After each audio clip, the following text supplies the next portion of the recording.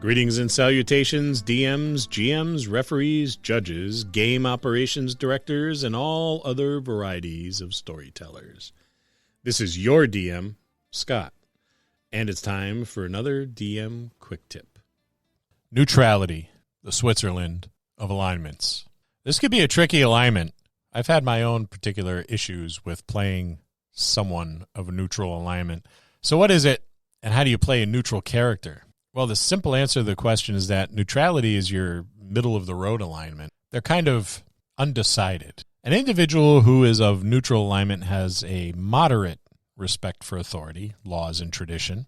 They don't entirely throw it out of the window and ignore it like those devoted to chaos do, nor do they have a blind or rigid devotion to authority, laws, and tradition like lawful characters do. They are very simply middle of the road. Most of the people you meet in the real world, I think, are probably of neutral alignment. For the neutrally aligned character, there is no compulsion towards one side or another. They don't necessarily believe that law or chaos is a better way, nor will they espouse the superiority of neutrality. For someone who is neutral, though, they may see some drawbacks to law and chaos.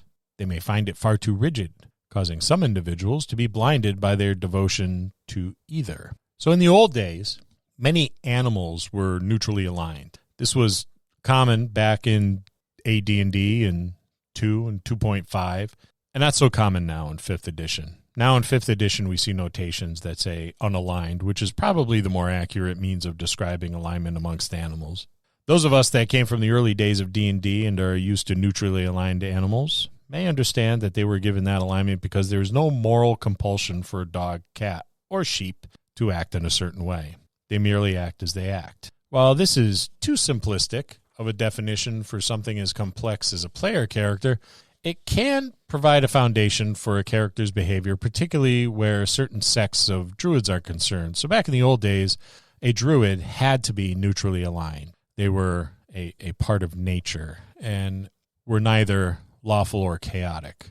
Neutrality could be one of the more difficult alignments to effectively portray for your character, but this does not mean that you should shy away from it. They can be just as complex, just as interesting as any of the other alignments. You should give it a try. Embrace the neutrality. You may enjoy it. Now, there are many ways in which you can define neutrality, and this is just one way. We'll see you next time in the dojo.